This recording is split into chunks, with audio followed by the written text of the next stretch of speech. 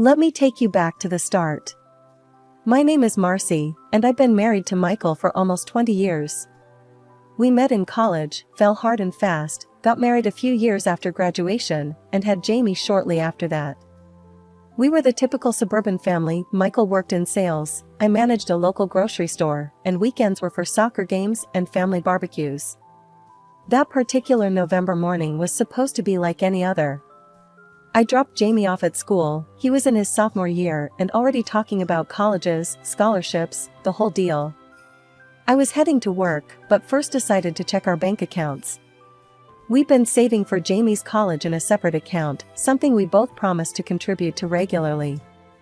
Michael had been a bit secretive lately, saying he was working on a big deal that would benefit all of us. I trusted him, maybe too much.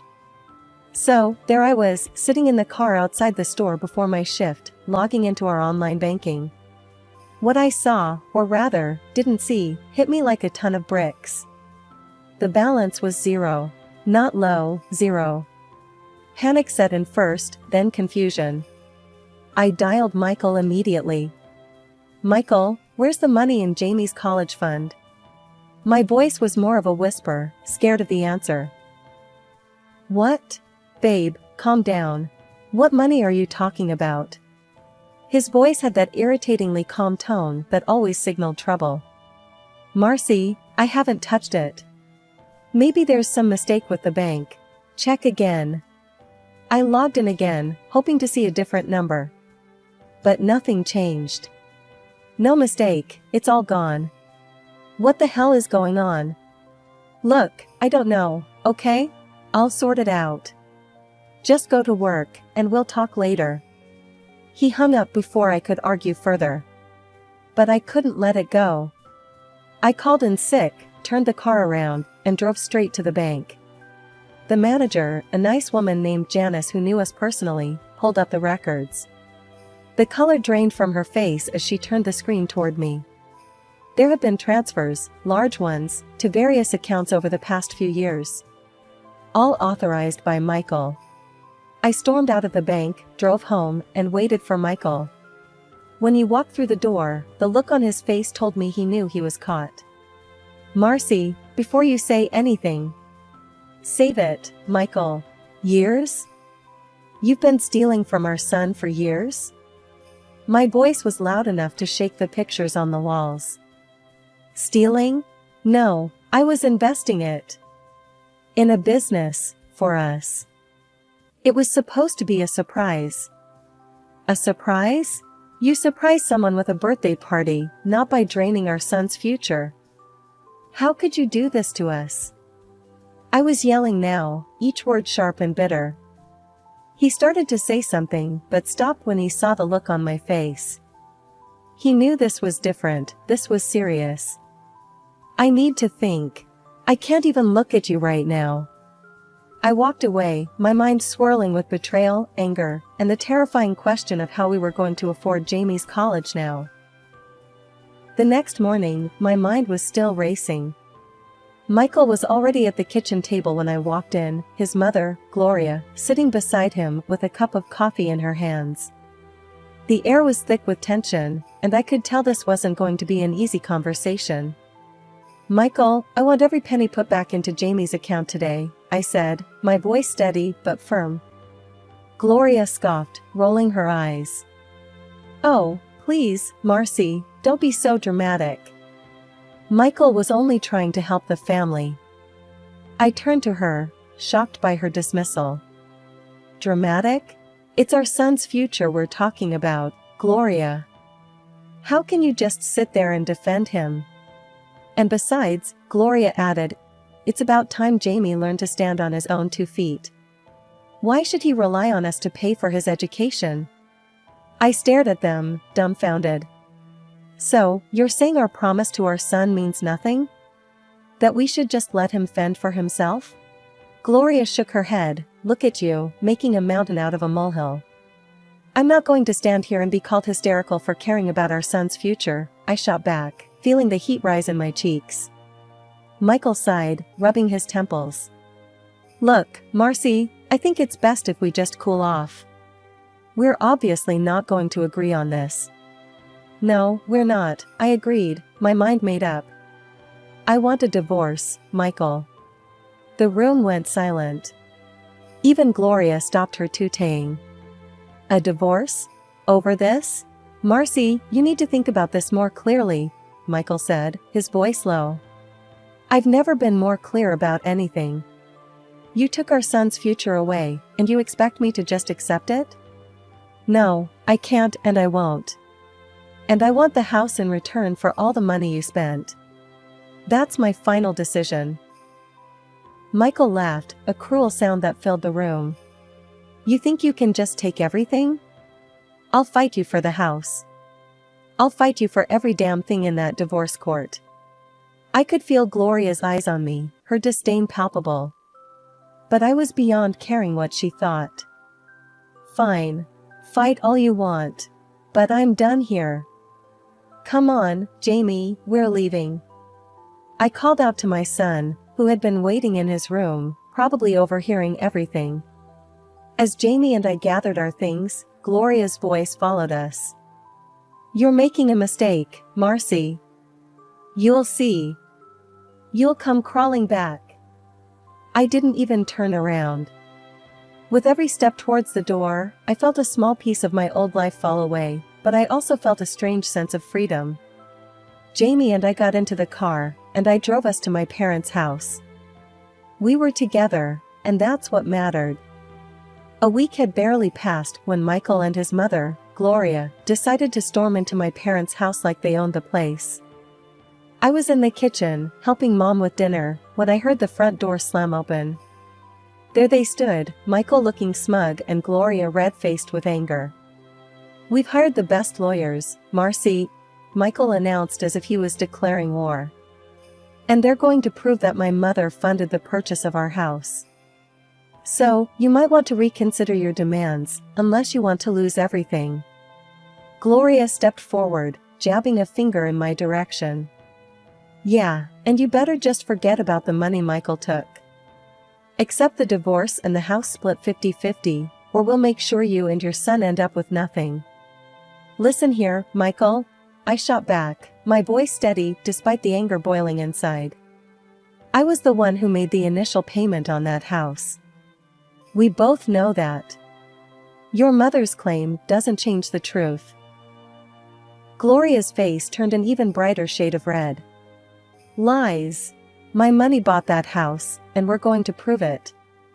When we're done with you, you'll be begging on the streets. Michael nodded, backing up his mother's venomous words. It's time you face reality, Marcy. You and your son will be out of that house before you know it. My mother, who had been silent until then, finally spoke up. You have no right to come into our home and speak to my daughter that way. Get out, now. But Gloria wasn't done. She scoffed and turned her rage towards me again. You think you're smart, huh?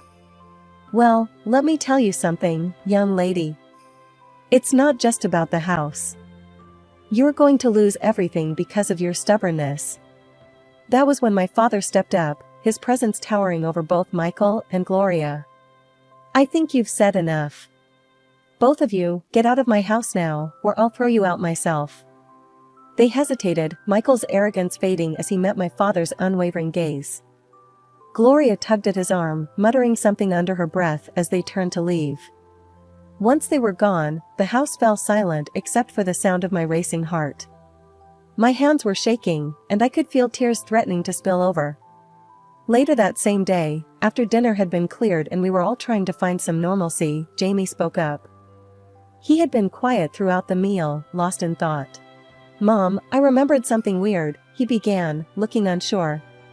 A couple of weeks ago, I saw Dad and Aunt Linda at the mall. They were in the jewelry store. My heart sank. Linda had been my best friend since high school. What were they doing there? I asked, though part of me wasn't sure I wanted to know the answer. They were picking out jewelry. Aunt Linda said it was a gift for you. Jamie's voice trailed off, his expression confused.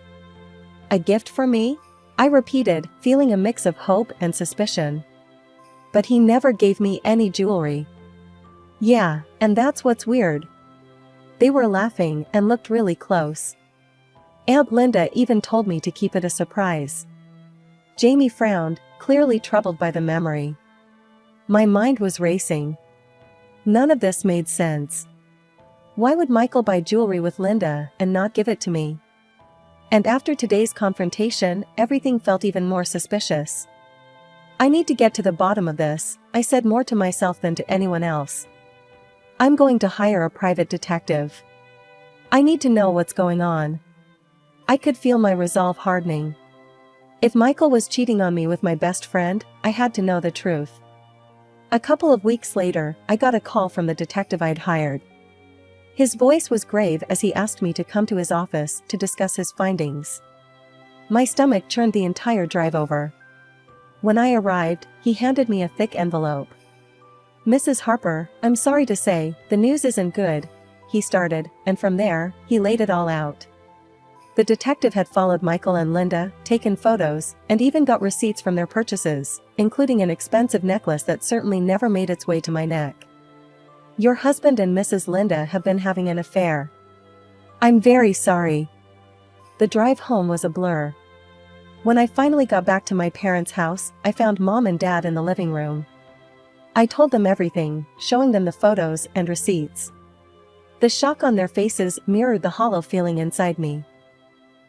Oh, Marcy, I'm so sorry, Mom said, her voice breaking as she came over to hug me.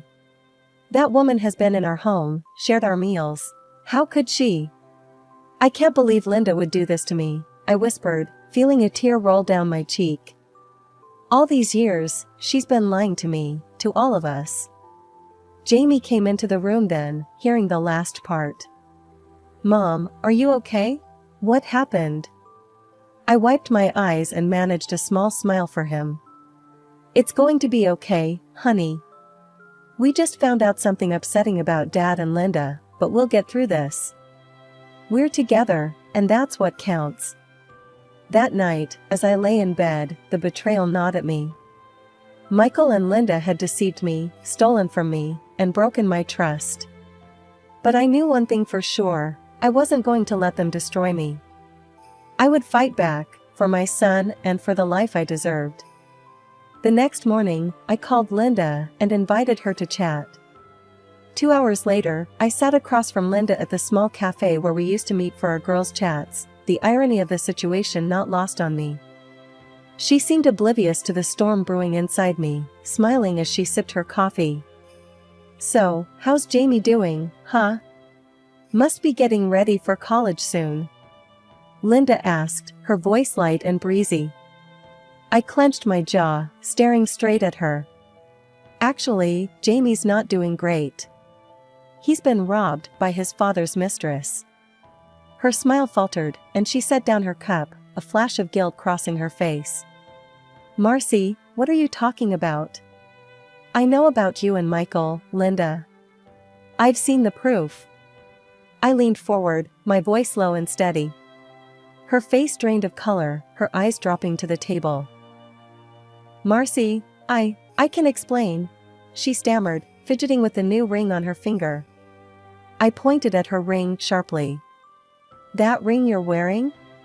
It was bought with money meant for Jamie's education. Money that Michael took from our life savings. Linda's eyes filled with tears, her voice barely a whisper. I didn't know, Marcy. He told me he was getting a divorce, that you two were practically done. I scoffed, the anger and betrayal churning inside me. And you believed him? After all these years, you just took his word and didn't think to ask me? To think about Jamie? She wiped at her eyes, nodding slowly. He said he would leave you the house and everything in it. He told me he made enough money to cover it all and that he wanted to leave with dignity. That's a lie, Linda. He's left us with nothing. There's another woman, too, someone from his work. Did you know about her? The words were like venom, but they needed to be said. Linda shook her head, her face crumpling as she began to sob. No, I didn't know. I'm so sorry, Marcy. I've been so stupid.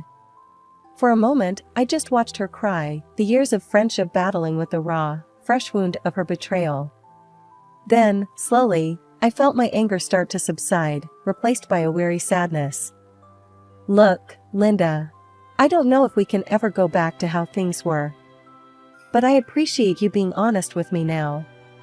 She took a deep breath, nodding as she pulled off the ring and slid it across the table.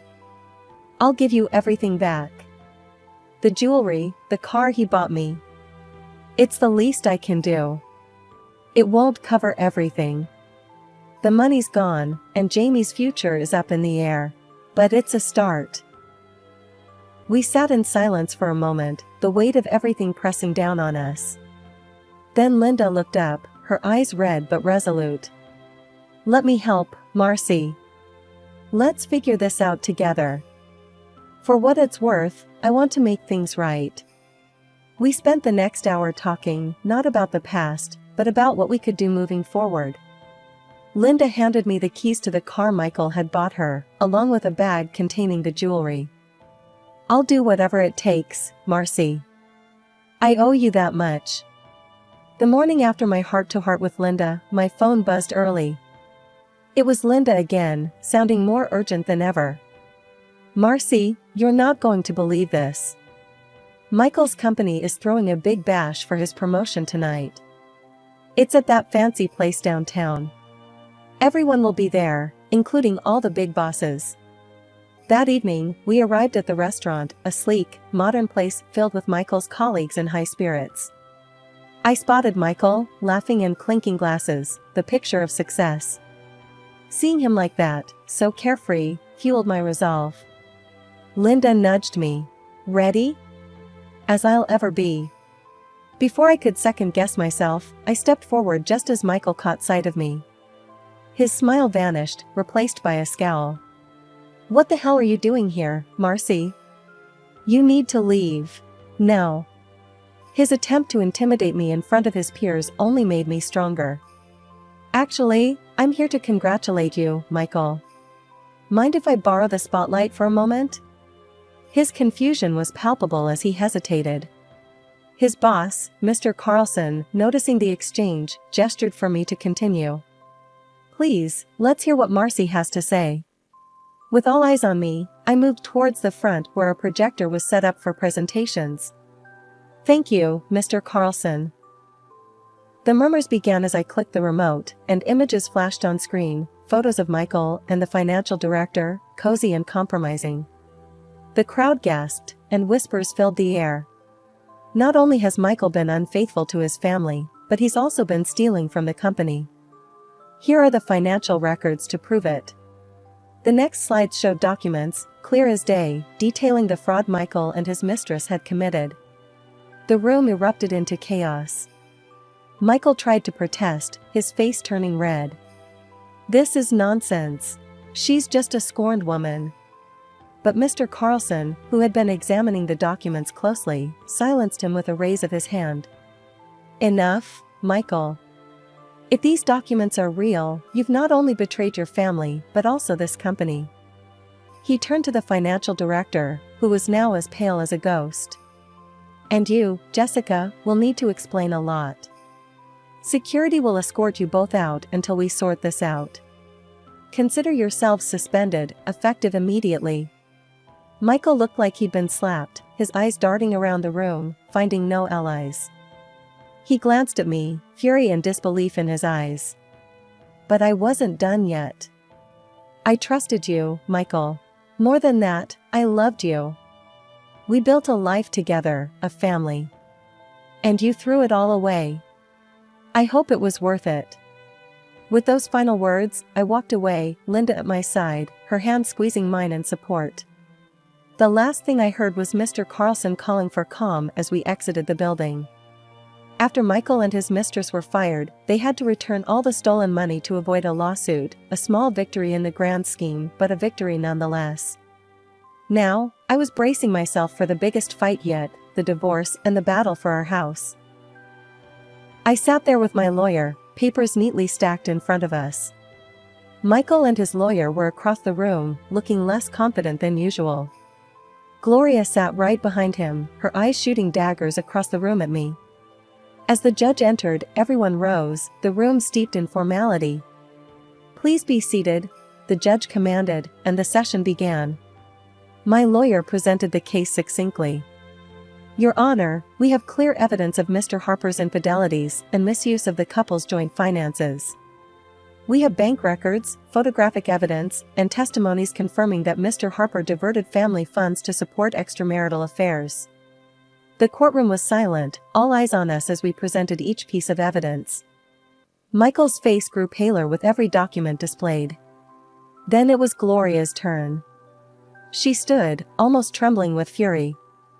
"Your Honor, this is all lies. My son is a good man. It's Marcy who drove him to do what he did. Besides, the house they lived in was bought with my money."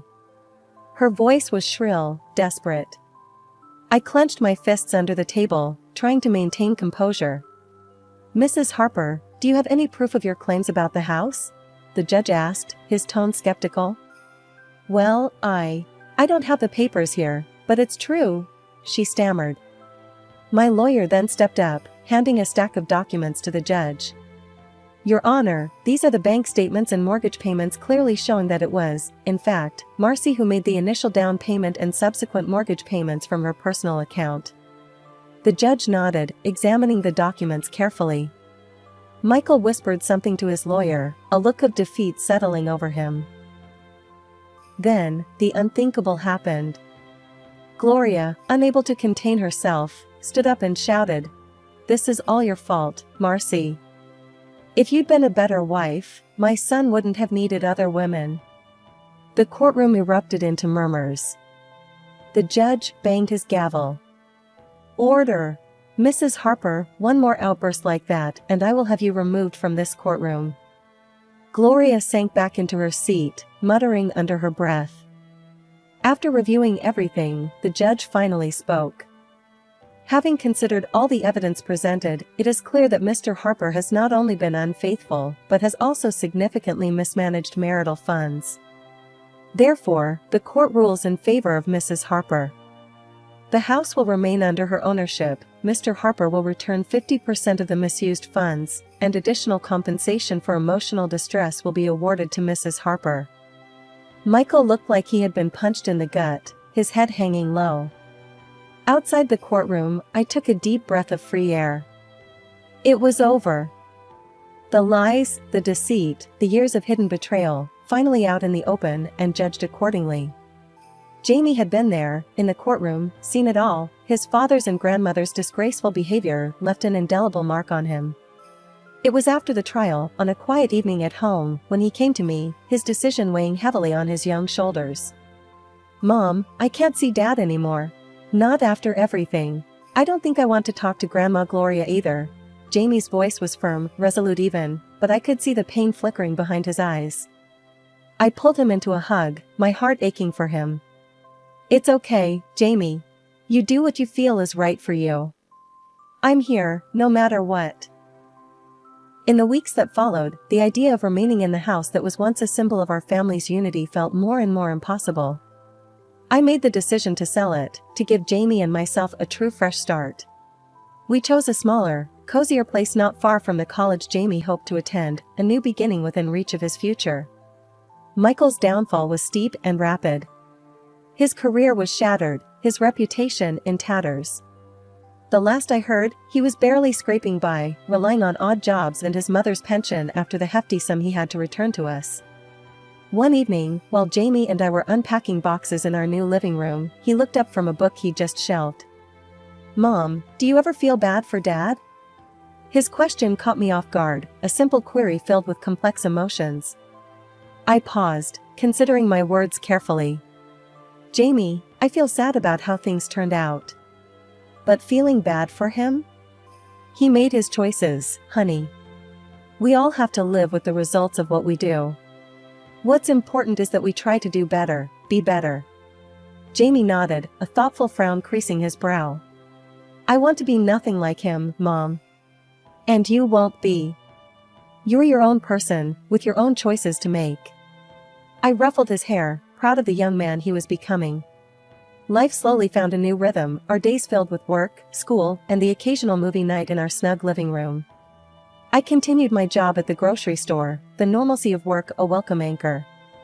As the days turned into weeks, and weeks into months, our new home grew around us like the garden we tended together, slowly, with care, and a lot of love. Reflecting one evening over a cup of tea, I realized that despite the trials, the heartaches, and the upheaval, we had emerged stronger.